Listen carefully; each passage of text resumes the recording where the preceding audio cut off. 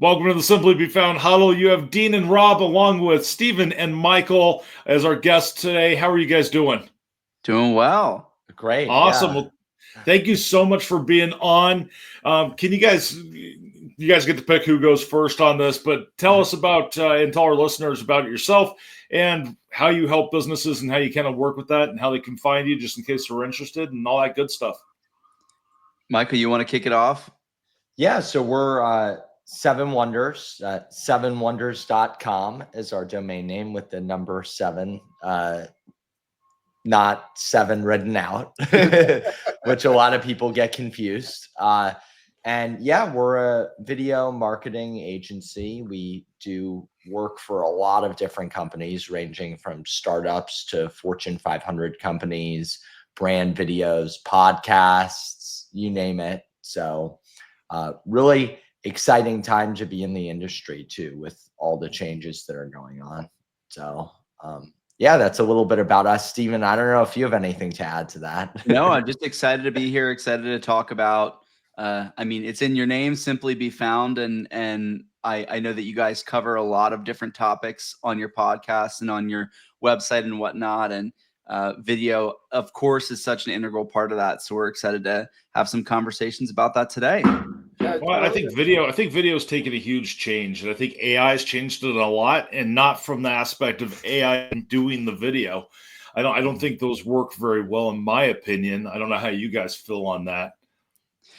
Yeah, I'd say video, or AI rather, has become a pretty big staple in our workflow, but very rarely is it being used from like a generative standpoint in terms of final imagery that's appearing on screen. I think we're a ways out from that, and especially because our customers at all levels see so much better result from authenticity. And I think that there's a lot of shortcuts that are taken with AI can start to feel inauthentic and not true to who the business is and who the people behind the business are. We do use it a lot for our workflows, as I mentioned. So yeah, so I should re-clarify on that.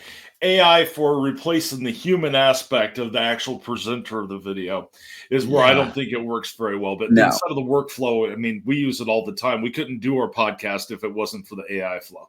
Exactly. Absolutely. It cost us a small fortune.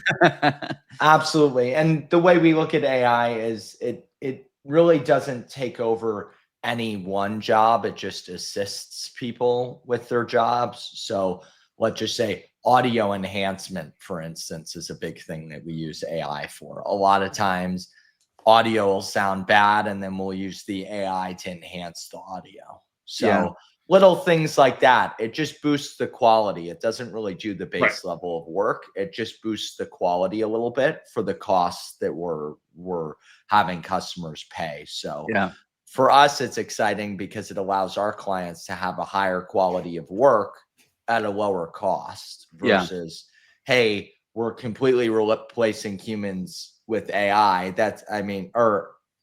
Humans with AI. I felt like I said that backwards there for a second, but I personally don't think that's ever going to happen, just because of the inauthentic nature of it. I was actually watching a video on LinkedIn the other day.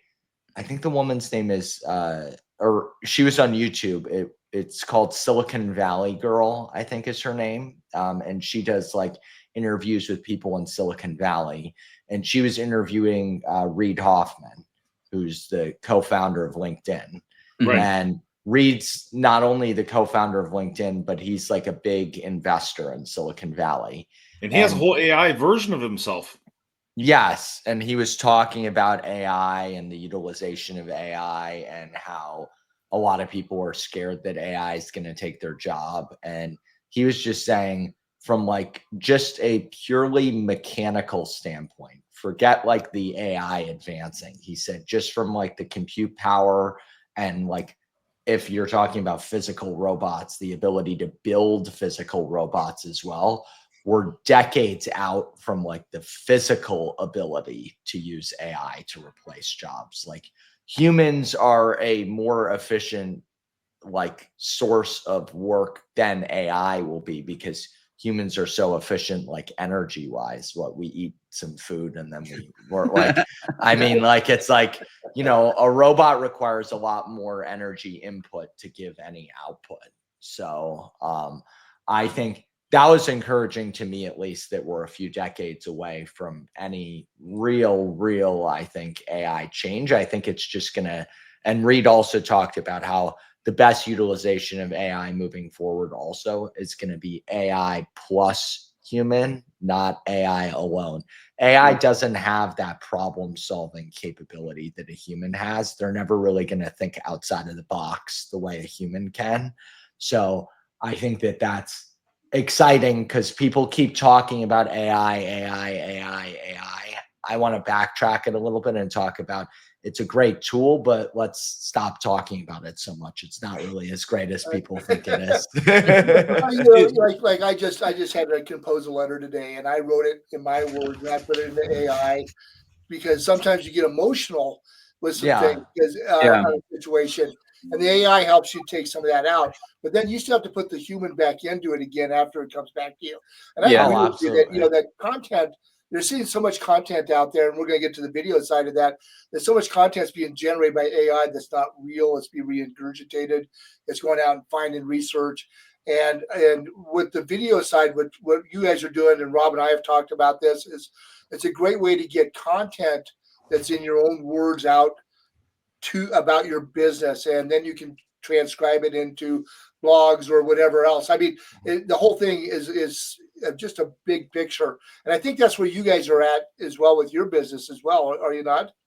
No, I would absolutely agree with that, and piggybacking on what both of you were talking about. I mean, just over this weekend, I was brainstorming copy for some additional landing pages on our website, for example. It's not like the ChatGPT could just like come up with the website. Like, in fact, the first several iterations were like not right. Like, they're not on the mark. They're trying to go down specific avenues that are not exactly appropriate. What it did allow me to do is the process of iterating on the copy and the design choices and things like that. That might have taken me weeks or months before to like put it out to a focus group, give it to someone to review, like get their opinion. And now I can do that in like a matter of hours, but it's still me and our team driving the process. And that's so important. And in terms of video, it's the same way. It's our job is about getting business owners, executives, people who are representing the brand to represent it authentically, and using AI as a tool with which to maybe help develop question sets or maybe identify key messaging points that we should extract, things like that. But it's really us getting the real response from those business owners that actually counts at the end of the day. Well, I think that's a huge point, because it's how it takes that human interaction with the AI to be done there, to be able to give it the results back. It can speed up that process. I really, truly believe that's an assistant inside of every single person is going to have an AI of some sort for a lot of positions, especially when we look at the tech world. It's going to hurt the level 1 techs because some of that can be solved to be able to get it up to level 2 or tier 2 tech support. So there's going to be a huge change there. But for the most part, AI still doesn't have empathy. It doesn't understand what you're putting in. It just regurgitates information. But if it knows your process, it could speed you up so much faster. Sure. Especially when we're talking about video. I mean, we utilize stuff like Opus. I'm getting ready to do a whole new program. I can't remember what it's called. That I'd heard about over the weekend. Taja. TAGA.ai. I don't know if you guys have used that at all, but never heard of it. It's kind of it's a lot bigger program than what Opus is. It'll do full length videos and it will do the shorts as well. I'm gonna test it out and see how it goes. I have it on the other screen, which I was like, if it could do both, that's gonna speed up that process. It's like having that assistant, and then it can feed over the transcript automatically to ChatGPT to write the blog side. Because when we talk about anything, I don't know if you guys have watched any of our podcasts about the tree concept. You have the root section down at the bottom of the tree, which is where your your listings engine with us for all of your different directories. That's everywhere you're being found. Your tree trunk is your website, and then you have branches that come off. And I take the blog out of the website and I put it as an actual branch. And then you have your, your YouTube, your social media, all that stuff branching out. And that's what supports the business and how everything kind of comes together. And I think video is a huge piece. Yeah. So when you guys are doing video, do you guys go on site to be able to do the video? Do you guys just have them record it and send it over to you, or what's kind of your guys' process? Yeah, well, that's totally dependent on the client's budget, right? So the most expensive version is us coming on site. For a lot of our clients, I'd say that. Oh, come on, that costs money? No, for most of our clients, I'd say the vast majority of them, we help them set up their space and then we coach them virtually during the recording. We'll control the recording too. So we'll control their microphone and their camera and all those things. And we'll chime in if there's anything that they need to add or change or whatever. And then when there's a guest, we'll help the guest join. We'll make sure their space is set up correctly. And we'll do all that stuff. Start to finish for our clients. So you guys are actually kind of are you more of a turnkey kind of thing when it comes to podcasts where they come to you and you actually help them host it, you clean everything up and go through that process? Is that what I'm hearing? Exactly. Yeah. Basically start to finish, we're the guys. And if someone doesn't want to do the work of actually doing the podcast themselves, or they don't have the time to do it, they hire us and we can do it start to finish, and very efficiently too. Efficient cost wise, efficient time wise for them, very minimal time commitment. So a lot of these companies, the executives are really, really busy. And if they're looking at starting a podcast, that's going to take half of their week. Well, we're like, we could do the podcast and then you have half of your week free. So I think it's underestimated sometimes. A lot of our clients will come to us after they do 1 or 2 episodes and they're like, this is taking more time than I thought. Can you guys do it for us? And it was really born out of client demand for this type of format. Our history, Seven Wonders has been around for 10 years. We started as a traditional video production agency, working, as Michael mentioned, with Fortune 100, Fortune 500 brands on typical corporate videos, commercials, TV, stuff like that.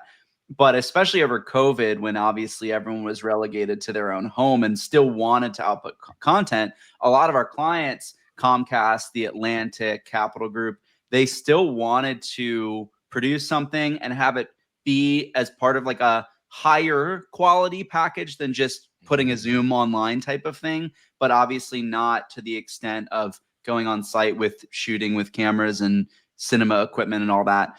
And one of the things that our clients told us through the process of setting those types of programs up was the biggest value that we brought to them as filmmakers and video producers on our team was getting them to look and feel their most confident on camera, regardless of the setup, whether it's a webcam, cinema camera, whatever it is.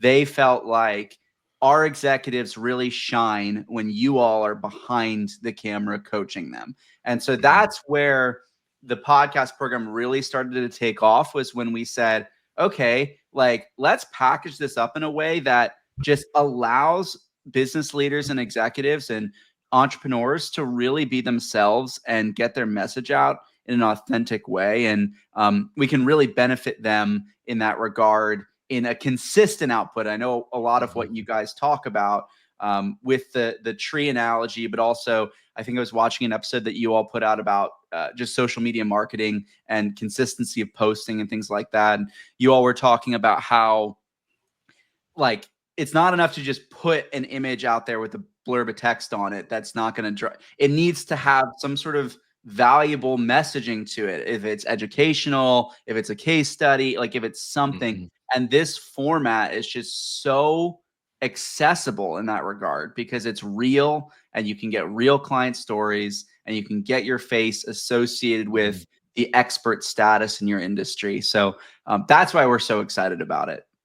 Well, you have to also remember that a lot of marketers, so this is what I find, a lot of marketers have a hard time with that consistency piece, because I see one part of the tree, we'll use that, keep that analogy going.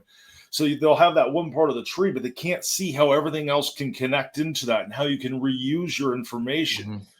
I talk all the time to our small business crowd to where, don't worry about the quality, put the content out there, put your face out there. Like when we talk to contractors, there's videos of me going through and going, all you have to do is just go in after you get done, you go in and give it a bid on, that new bathroom remodel. Talk about what you just gave a bid on. Yeah. Then go back through it later and be able to showcase what it is. You don't have to have your face on there. Perfect. And you can take that content. Now you have your social media. Now you have your blog. Now you have all these pieces to be able to build yourself up from. Yeah. And I think there's a point to where there's a lot of people that are scared to be able to do that. So I like you guys' approach for that. Yeah.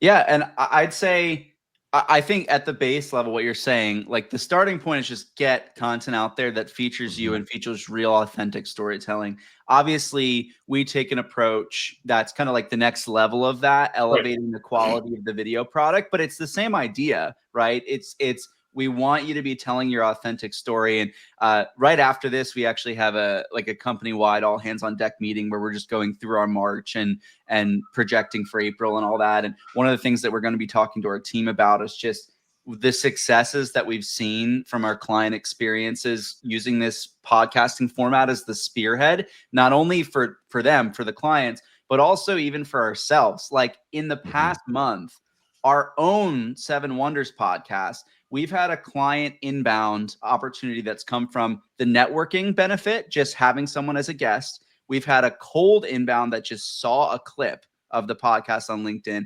And then we've had another job come in from a historical client that was kept within this circle because they were aware of the podcast. They were a guest a little while ago. That's 3 different avenues from one format of a client to find us. And it's not saying, to your point, Robert, like you do one thing and that's it. It's that the podcast is the anchor for all of these different branches that are opportunities for clients to come in.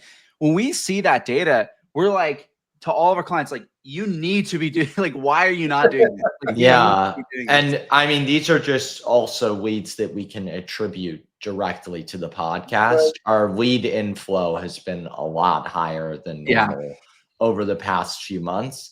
And we do correlate that to the podcast to some degree, but it's not a tangible thing where we can say, hey, this is the podcast, but there are those 3 instances over the past, I think it was the past 3 weeks. So consistently one per week that we can attribute directly to the podcast. You just made an interesting point, Michael, that sometimes it's really hard to get empirical data on where things come from. And we struggle with that with a lot of our people.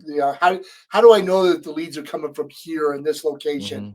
Do you guys have a way of doing that besides just a lead generation kind of thing, or I say there's not really reports. Like if it comes from Alexa for some reason, there's no reports from Alexa. So how do you explain that to businesses about where that information? I know you might have a sales funnel or something like that helps you, but it's really hard to get just lead data to say this is where it's coming from. Yeah, I mean, attribution's a hard thing for any marketer, right? I mean, I think our main thing is your lead inflow going up is the main thing. So if they can say yes, then are you getting more leads and are you getting more sales? Great. Yeah, exactly. I mean, that's the number one thing, right? Yeah. I mean, and then as much as we can, we try to have conversations with clients about it. But I mean, our main thing is the podcast is a lot like SEO, right? Like when you have SEO, you don't necessarily say, well, this was attributed to the SEO or this was attributed to the SEO. You know that it's benefiting you overall as a brand. It's overall benefiting you in terms of your reach. So in a lot of ways, I mean, I also think a bit about it as what's a more effective and authentic way to be doing social media? Yeah. There isn't a more authentic way and consistent way and cost-effective way to do social media than podcasting format that we're doing. If the podcasting format doesn't work, I might argue that social media doesn't work. And that's a bold claim to say social media doesn't work, because we all know social media does work. So really, it comes back to, of course, the podcast is going to work. It's not about if, it's about when. And that really is dependent on a number of factors. How often the client is paying for the podcast to go out, who their audience they're starting with is, who their target demographic of buyer is. Are they people who are buying $1 million products, or are they people who are buying $10 products? There's going to be a lot different conversion funnel for each of those. What does their website look like? There's a lot of things that go into it, but it's definitely 100% guaranteed to benefit them in some way, shape, or form. It's just about when they start seeing the leads attributed to the podcasts, that is to be seen dependent on the client. And in the case of the ones that we referenced that we know came in, it was the good old fashioned way of just asking the client, how did you find us? And they all, the one that came in cold said, I saw a clip of your podcast on LinkedIn. We're like, bam, okay, that dead on. The other two, the introductions were only made by having those individuals as guests on our show. So, but to Michael's point, that's not always going to be directly attributable. It's going to be difficult, but that's why in agreement with what you all have been saying about thinking about as an overarching system with multiple branches, it's all rising tide lifts all ships type of mentality. Like we need this as a manner to make our business listings more effective, our people who land on our website more effective. Like it's even newsletters. I mean, we put it into our newsletters now, and it's like, okay, if you don't want to read a long newsletter, just click the bottom and there's a YouTube video. I mean, that's fun. Well, and I'm gonna make a bold statement on all of that real quick. I was doing a lot of research this weekend with my fresh brain after being on vacation and everything, and I was looking at SEO. And I'm going to say SEO is pretty much dead. It's gone. It's all been replaced with content. So AI can understand the content better than what they have there. It used to be where you had to go in and do all this fancy stuff behind the scenes for writing blogs and getting it to rank and doing all that. Now it's, as long as you have those directories in place, you're producing the content, and all content's the same. You might have it might be video, it might be written, it might be an image. You might put it out there today, and video probably has the higher probability on this, and blogs probably more than anything, because when you put that out there, it might not take off today, it might not take off tomorrow, but it can take a huge run in 3 months. You never know when that content is going to come out or when it's going to be that right time for that content to go through. And I think that's the huge advantage for YouTube and for anything inside of the content space right now. You don't really see that inside of social media, because that's a now and then, and it gets lost inside of the whole piece. But you never know when that's going to take off. And I think SEO isn't as complicated as it once was for on-page SEO, as long as you're following schema, having those right directories in place, and you're producing the content. That's probably the biggest piece. I mean, I agree entirely. And when we define like taking the content taking off, we always frame it to our clients as, well, it depends on your audience. Again, our videos aren't getting tons and tons of views necessarily, but it doesn't matter if you're getting the right views. You could have 10 views. If they're 10 buyers, then that's amazing. We have some videos on that. We have a whole podcast, I think, on that whole topic. And Well, I mean, I know our staff always goes, well, everybody and all the experts say online you should be getting 500 views per video. And I'm like, no. Well, and also, it's also why just a larger shift we've seen in the video production world more broadly is when we started the business 10 years ago, every company wanted the coolest, flashiest brand video commercial for their website, expensive graphics, this and that. We still do a lot of those for brands that can justify that within their budget. But even the bigger brands, the Fortune 500, Fortune 100 brands, once they have that one-off anchor piece of content done that lives on their website, explains who their brand is, it's much more important for them after the fact to have a content system in place that's churning out things quickly. And doing 4K cinema shoots every day is not feasible, nor do people even want to see that. People want to see authenticity now. So that's why for us, it's the most exciting time, because businesses of all levels can participate in this type of content system. Like what we're doing for the highest level brands, sure, we might be adding more graphics, we might be increasing the frequency, it might be a little bit more white glove, but fundamentally the same system is possible for regional service businesses. Like Michael, if you want to talk about Northeast even a little bit. Oh yeah. And Stephen, that's something Gary Vee actually talked about recently on one of his podcasts. Too, about how everyone can compete with one another now. More of an even playing field, but it's definitely more of a level playing field than it ever has been. Yeah.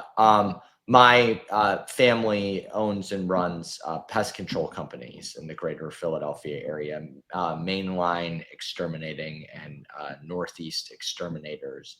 And we're actually doing a podcast for them also, which is pretty cool. Helped them stand out amongst the sea of pest control companies. You know, there aren't a lot doing podcasts, but it's interesting because a lot of the leads are like asking questions about like, oh, what about this bug, or oh, what about that, or what about this time of year and that. And it's like, well, we can answer those questions in a podcast. They can see us, they can start to trust us, and hopefully convert into clients. And you know, that's a really exciting opportunity there, where you can see it even for regional service businesses. You could see it in so many different industries where a podcast can majorly benefit them. So, well, and you can reach more people, and you reach that target piece. I've talked to a lot of people in the irrigation area that have started doing podcasts. They started doing podcasts. They started doing stuff in video marketing. And now there's one guy I talked to, him and I were texting last week, and he was saying, well, you know, I'm not even going to really do much for my landscaping company this year. And I was like, oh, why is that? He goes, well, I started doing this whole video piece, and I'm doing all this stuff on YouTube. Now I'm just getting paid to design people's yards.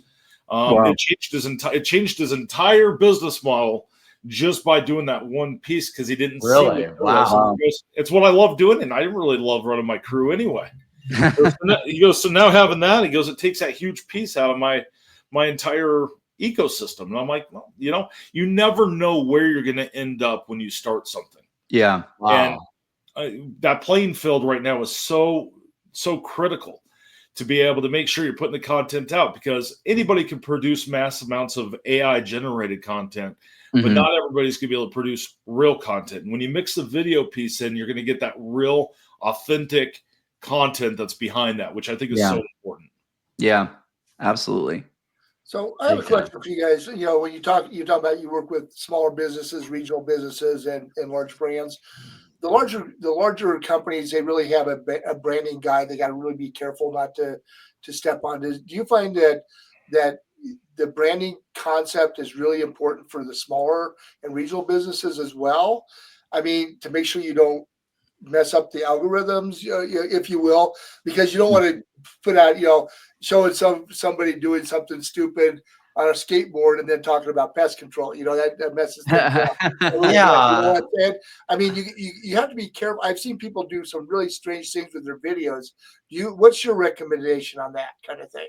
I mean, that's an interesting comment. I mean, I just say use common sense. And that's something that I guess a lot of people don't have when it comes to video, but especially not AI. I mean, if you're using AI to do all the clipping for you and put in B-roll, a lot of this stuff doesn't make any sense. Yeah, that's true. It really doesn't.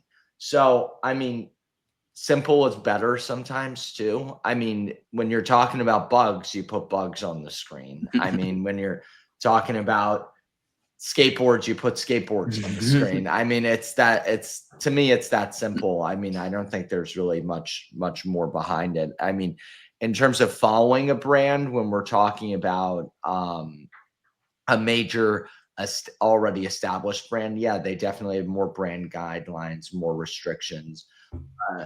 Younger brands, sometimes our videos are helping them establish who their brand is, which is kind of exciting. I mean, yeah. I look at even my parents' companies, and our Best of Pests podcast has a lot of things in it that weren't elements on the website before, but look fantastic. And then I'm like, we should probably put these on the website now. Like, they're really cool little graphics where it's like a spotlight and then a mouse running across the screen. Sort of like the mouse is the criminal, like a James Bond style thing. So I'm like, this is pretty cool. We should probably put this on the site. So well, another thought I have, Dean, to your question about how do you, I guess, algorithm chase in a way, specifically for smaller brands. To us, it always starts with the FAQs of their customers. What are the questions that they as a business are getting most frequently that they know are high intent questions? Mm-hmm. If this question is asked, that means that this person is genuinely interested in buying the product. That's where we start with a lot of the businesses we work with and say, okay, if we can just make videos that answer these questions, then we will become the trusted authority. So we usually use that as like a North Star to make sure that it is going to get traction because we know the questions are being asked, but it also is following within the parameters of what we want to be known for, not some extraneous other random thing. So like we're working with an accounting firm, for example, and the accounting firm is getting a lot of questions about like NIL money, like college athletes that come into all this money from NIL deals. How do they pay their taxes? They don't even know what taxes are. They're not like they're college kids. And so we started to do a video series about what NIL athletes need to know about setting aside money for taxes. And it's really starting to get traction because a lot of athletes their parents are telling them, search this up, like don't like, and bam, now this person's the trusted resource for that thing. So that's like a really, I guess, in the field, I guess, if you will, example of how we let the FAQs guide the content strategy. I like that strategy, and it fits into the whole piece of you find things. So we can look at the pest control company that you have, Michael, that does all that stuff. There's things that you would never think about until you start doing videos on things and start having conversations, especially inside of a podcast. Then you go, never looked at it that way before. Or, yeah, that happens all the time. And it gets totally mixed, especially when you're talking about a small business. There's questions they get asked all the time that it's just normal to them. They never think about it. Yeah. And those are the types of things that people are looking for, doing searches for, and it makes it a huge difference to that marketing plan. Whole entire marketing campaign. Going kind of back to Dean's whole entire comment on the brand guide, I find for a lot of stuff in the marketing, or at least I have for years now, sometimes the older brands for your bigger corporations, their brand guides kind of get in the way because they're so stuck back in this box of where things are, and they've never been updated to come there. So are you guys seeing that as well still? To some extent. I mean, obviously some more established brands will have some rigid guidelines like Michael alluded to, but I mean, we just work with a very large healthcare organization that had this as part of their process, and you just find ways around it. Like, okay, we just need to play within their sandbox, and as long as they're on board with the general concept, like remote recording, this is the type of graphics that we're limited to. You can get something that's effective. It just might not be as flashy or as experimental as we might like it to be, but that's okay. It's really about the authenticity of of the content output and the people that are on screen. And another reason why we like this format, because if we were spending a lot of money and equipment and cameras and stuff going on site, and then we're getting all these restrictions, it's often more frustrating because you're like, I can see that. Yeah.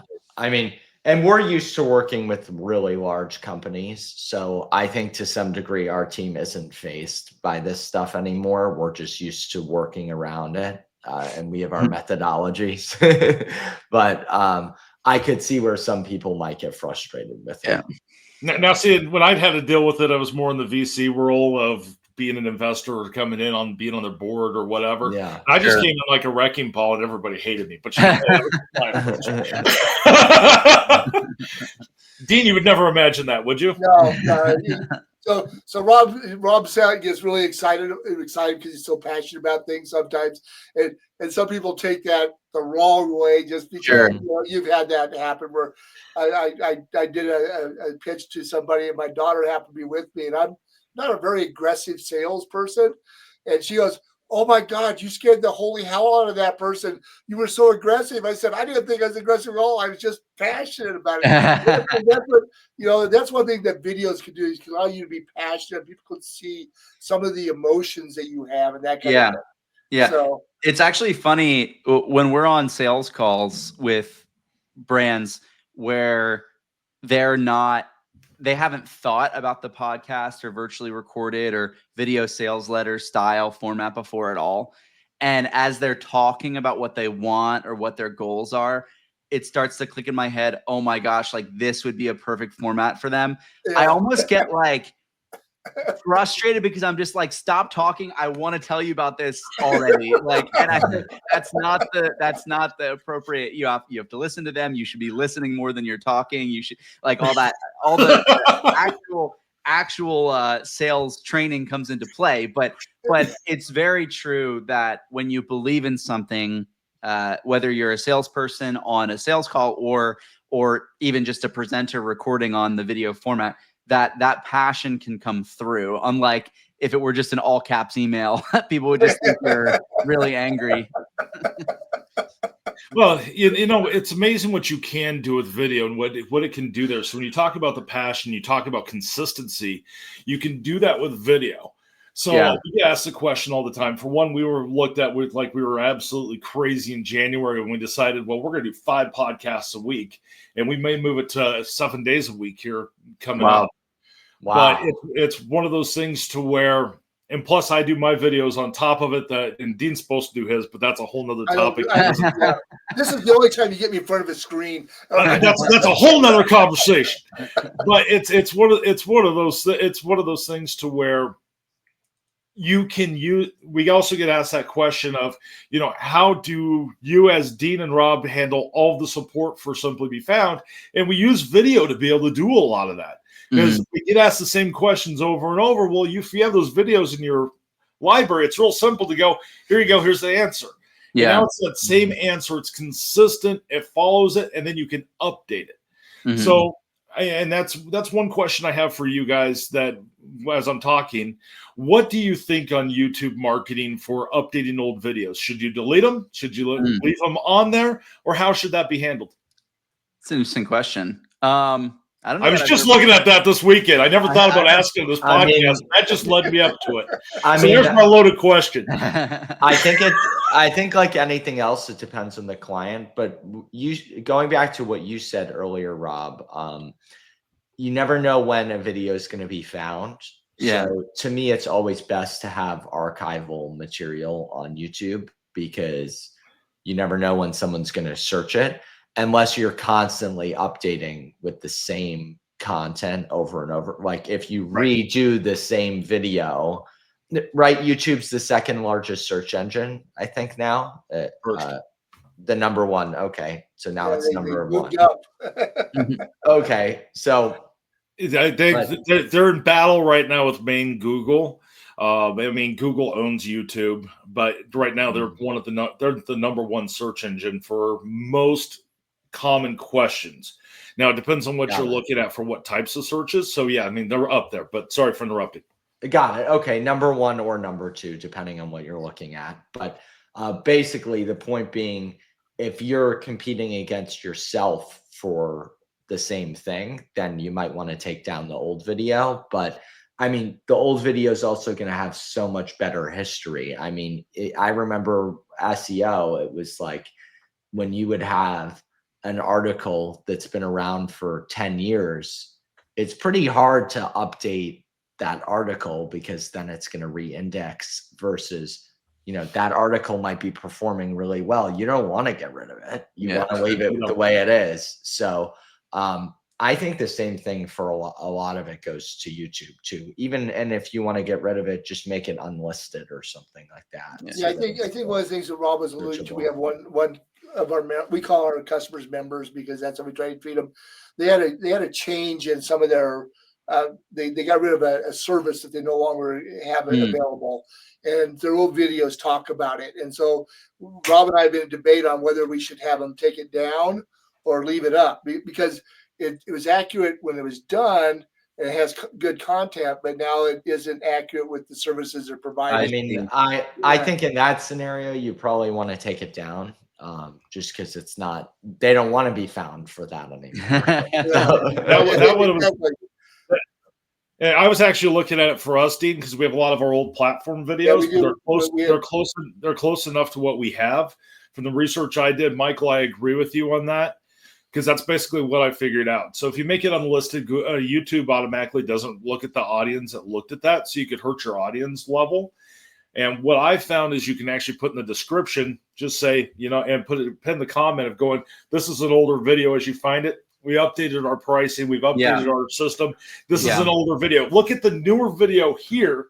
And that's where things kind of connect inside of the marketing world, because now you can point them to the new video. So now you might have gotten watch time on this one and found on this one, but send them over here. And they're like, well, shit, that's a lot better than what you had before. Or they might go, what the hell did you do? You ruined the whole thing. But I mean, you're cutting through the stuff as you go through that piece. So what I found is you leave it and you deal with it as it comes up. I know we had someone ask last week on pricing. They found that was older. And I'm like, we say inside of there at the time of recording the video, that one's 3 years old. We're not that price anymore. Yeah. Makes sense. I mean, you can't control that side. That's why I don't like talking about pricing usually on most of the videos for that reason. But you have that piece that's there. My other question that I was kind of curious on your guys' opinion is, do you think there should be an intro and an exit? Or do you just kind of intro it like I did on this one today, where it's manually done each time, so it's a little bit right to the meat and potatoes faster? What's your guys' opinion?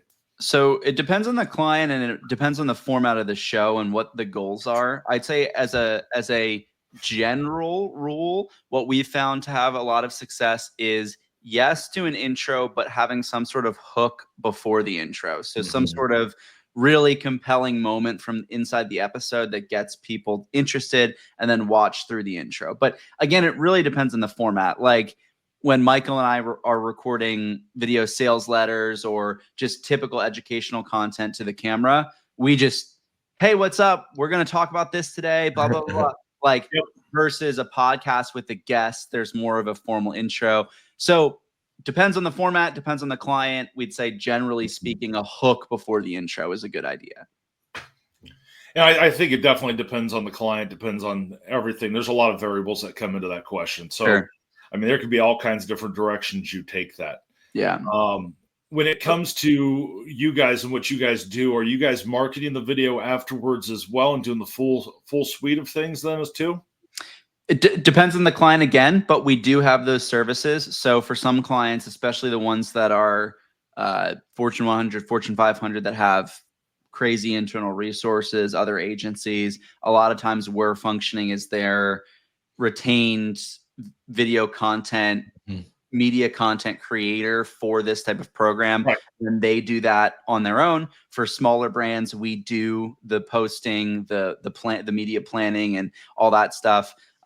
Sometimes we'll do like paid social as well. Other times clients will have that as a resource. For our own purposes, a lot of what we're doing is retargeting funnels with the content that we've created for people that have landed on our page, or boosting specific posts that we've seen get good organic traction. And you can get a long way with just those two things, like boosting a really compelling post, having a landing page, and then having a basic retargeting funnel for people that have hit that landing page. I mean, there's no secret magic sauce. It's just good content and getting people to your website is what it's about. No, and I think the only use for pay-per-click at this point is going to be the retargeting piece, because going out and just trying to find people at random, I think that's it doesn't work like it did, and it's super expensive too. Yeah. So I mean, the retargeting piece is absolutely huge. So when you're working with a small business, let's talk about contractors or something like that, or pest control. What would you say your top 5 pieces of advice would be for them? In terms of marketing in general, or in terms of video? Let's say video. Well, one, be authentic. I mean, that's the number one thing for anyone on the internet, period. Be authentic. I mean, and that really goes for everything. I'd say just be doing it. Be consistent. Be consistent. Even if you're doing it wrong, it's going to. I've seen people just put videos out there that absolutely suck, that are some of the best videos I've ever seen. I mean, we were guests on a podcast a few weeks ago with this guy who's built a crazy following, big in the real estate world. And he said that his best performing video was him trying to start an Instagram live and not knowing where. It's just like him like looking at the phone, trying to get it to work. I mean, that's not going to work for everyone, but just seeing your face and knowing that you can speak about what is your area of expertise is a big deal. So doing it and being consistent, I'd say number 2. I mean, those are really the big things. I think don't be scared. Yeah. A lot of people are scared to start. People are terrified. I was scared to start, and I mean, Dean is still scared to start. If Rob twists my arm hard enough, I'll do something, but it takes a lot to get me there. But you know, what I discovered is I've always loved to look in mirrors, and I've always had that personality of when I would coach myself for sales or any of that stuff. I did the same thing. I put the camera facing me, and I just talked to the camera, and all of a sudden it just started taking off. I wish I would have started a YouTube channel way back before I did. Just because I mean, it was one of those things to where you can duplicate yourself a lot faster that way. Yeah. I totally agree. I mean, we've been doing it for clients for a while, but it's a relatively new thing for Michael and myself to be doing it on camera, and it's been transformative for sure. So far we have be authentic, do it. I'd say also don't underestimate the networking potential from it. Like that's been a lot of our traction. It has been the networking component, asking people to be guests on the program. Then you have them as a contact that you can follow up with, that sort of thing. I'd say those are our top 3. We might struggle to find 2 more. Well, don't be scared with another one. Yes. So that's. I was going to say, we have 4 that I counted. I could be wrong. I would say probably the 5th thing is make sure you're utilizing your content. Utilize it in all the spots you possibly can. Yeah. Like across all channels. Yeah, I thought my other question was going to be the loaded question, but that one ended up being the big loaded question. Well, you just caught us off guard. We had to come up with it on the fly. It's all accurate still. So Rob just set it up for content for us. 5 things that you should be concerned about with video. Yeah. You just created a blog for. Yeah, that's a blog or Instagram carousel with the different. Exactly. So how often are you guys recommending companies post for? That's a good question. Minimum once a month on YouTube, minimum. And we try to get out minimum 2 social posts a week for our clients. Is there a maximum? I mean, I think maximum is probably once a day. It really depends on the size of the brand. The larger the brand, I think the more appetite people have to hear from it. If you're Coca-Cola, I don't think people mind if Coca-Cola is posting all the time. But if you're a smaller brand, they don't necessarily want to hear from you 3 times a day. Yeah. I know on one of y'all's podcasts, you did talk about multiple posts a day, at least from the snippet that I heard. I think for the clients that we're working with, it's about quality of posts more than quantity for a lot of the platforms. I mean, it is about quantity to a certain extent for Instagram and Facebook and whatnot. But I'd say the sweet spot that our clients are seeing, to Michael's point, is like 2 to 3 times a week. And then really measuring how well those posts are doing organically to determine if we should put boosting dollars behind it, sort of thing. We, as our own brand, try to post once a day. Beyond that, we've seen kind of diminishing returns, but it's obviously an ever evolving equation depending on the platform, for sure. And are you talking, for your guys' brand, are you guys talking one long post per day or one short per day? One social post per day. So we'll typically do a once a week long form, and then throughout the week be promoting traffic to that long form. So if it's a shorter social snippet, say, hey, go check our interview with so-and-so that came out on Monday. We kind of promote that throughout the week, basically, and then start the cycle again the next week. How many shorts are you guys doing for your brand? Typically 4 to 5. 4 to 5. Okay. But there we're putting and for sometimes a lot of clients will recommend 8, like basically enough to post twice a week for each recording if they're doing a once a month show. It's really finding the sweet spot of time that the client's able to participate. Like that, a lot of the time is the holdup. But we put a lot of energy into making the reels and social posts as captivating as possible from a research standpoint, what's performing well on the platform, finding the best B-roll clips like Michael talked about, custom graphics, things that really make them stand out. So there's always a balance there of quantity, quality, platform specific details, all that good stuff. So it comes down to the client and what's best for them to achieve their goals. I think it's just playing around with it and figuring that part out, because what might work for one, we'll go back to the pest control company. What might work for the pest control company over in Pennsylvania or wherever it's located, and one that's in Colorado could be 2 different markets, 2 different areas. Sure. Oh, actually, you could have one location in the same state have a different opinion on the other side of the state for that other location, which is absolutely crazy. But I mean, it's about bringing all that together. I mean, marketing's not one size fits all. And I think everyone wants to make it one size fits all and say there's a magic formula, but really there's no such thing. It's just. Well, I've got a magic bullet for you. You just take one of these pills a day and you'll have more leads than what you know what you're doing. It's like the weight loss thing. So it doesn't exist. And you just have to play with it and figure it out. And the problem is everything changes so fast, and keeping up with it is probably one of the hardest things out there. Yeah. Now, if anybody wants to be able to work with you guys, where would they find you? What's the best way to be able to do it? And how much time does it take them to be able to work with you guys for video on, say, the typical average across? Yeah. So you can find us at 7wonders.com. As Michael mentioned, the numeral 7, WONDERS.com.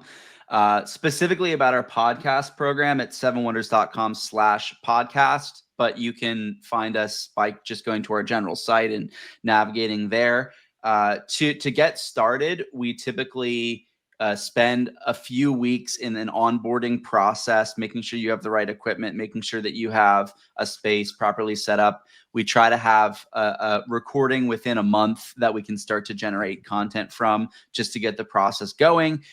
So that's a little bit about the onboarding and the process of working with us. But yeah, if you're interested in video podcasting as a format or video content creation in general, find us at 7wonders.com. Perfect. Well, thank you so much for joining us today. Michael, is there anything you want to add to that? No, that was perfect. Thank you. Thank you. I was waiting for a facial cue and I wasn't getting one. Dean, what about you? Oh no, it's been wonderful. Oh, just one thing, you guys mentioned B-roll. I don't want to extend this thing. Define B-roll for people who aren't really understanding video. I know what B-roll is, but just give a quick definition of what B-roll is for a video. Sure. Yeah. B-roll is basically anything that's populated over top your talking segments. So if that's recorded footage, stock footage, things that are relevant to what's being discussed, it comes from like the news world. So A-roll is the anchor talking, and B-roll is the footage of the lightning storm out in the field, that sort of thing. I know that. I just wanted to throw that out just for a definition clarification. So does the B stand for anything? I've never looked that up. It's related to like layering of the video tracks and like just A and B, like an alternative piece. I was like, I've never really thought about that. And as Dean asked that question, I'm like, does the B stand for something? Just A Believe, behave. On the next installment with us, you can find out what C-roll is. No. Now, for how I learned technology, I don't even want to go down that road. This has been a great conversation, guys. I really enjoyed this. Yes, definitely. Well, loved having you guys on. We appreciate it, and we look forward to it. Thank you. Thank you very much. Thank you. Bye. Bye.